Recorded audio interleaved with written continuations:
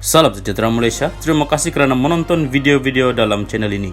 Sebelum kita mula, jangan lupa untuk tekan tombol subscribe, share, like, dan komen. Let's go!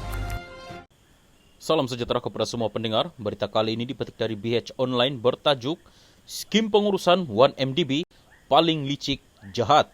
Berita penuh, Kuala Lumpur, Mahkamah Tinggi hari ini diberitahu pengurusan One Malaysia Development Berhad 1MDB melaksanakan skim paling licik dan jahat dengan mencuri jutaan dolar daripada syarikat pelaburan strategik negara itu.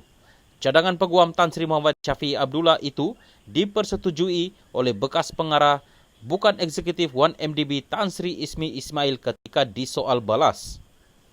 Ismi bersetuju, ahli lembaga pengarah BOD 1MDB gembira apabila diberi taklimat oleh bekas Ketua Pegawai Kewangan CFO Azim Tahir dalam mesyuarat BOD pada 20 Oktober 2014 bahawa dana syarikat yang dilaburkan akan dikembalikan dari luar negara. Bagaimanapun, kata Muhammad Syafiee, perkara itu tidak pernah berlaku dan BOD 1MDB sebenarnya ditipu serta dikelirukan untuk mempercayai ia benar-benar akan dikembalikan, yang mana Ismi menjawab ya.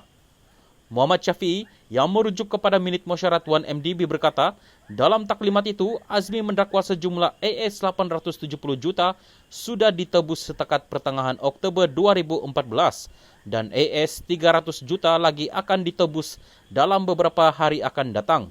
Peguam Datuk Seri Najib itu berkata, Azmi berbohong kepada BOD 1MDB dengan menyatakan dana daripada pelaburan 1MDB dalam Petro Saudi Oil Service Ltd PSOSL dipulangkan dan kononnya dimasukkan ke dalam Brazen Sky Ltd, syarikat yang diperbadankan di kumpulan Virgin British ahli perniagaan dalam buruan Lotek Joe.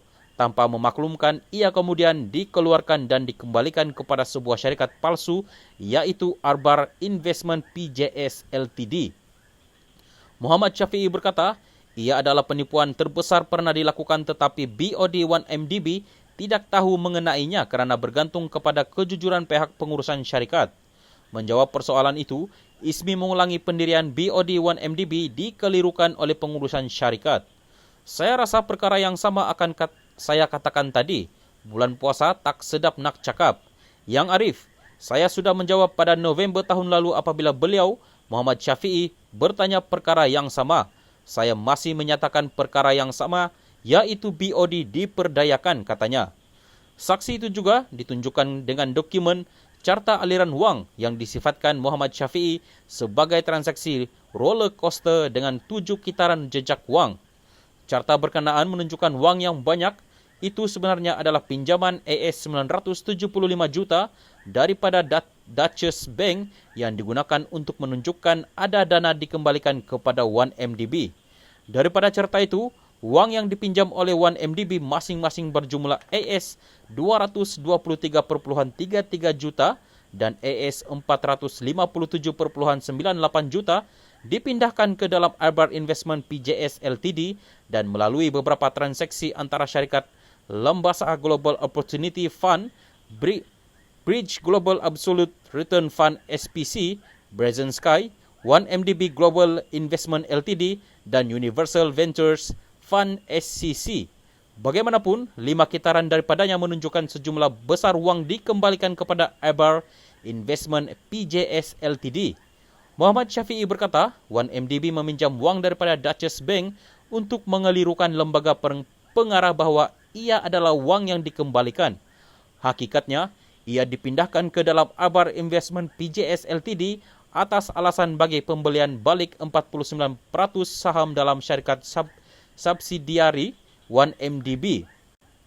Peguam itu berkata, skim jahat itu dilakukan pengurusan 1MDB dengan pihak berkomplot atas bantuan orang luar, merujuk kepada Jolo yang dikatakan tidak pernah mempunyai jawatan rasmi dalam 1MDB. Ismi bersetuju dengan cadangan peguam bahawa BOD tidak pernah tahu mengenainya.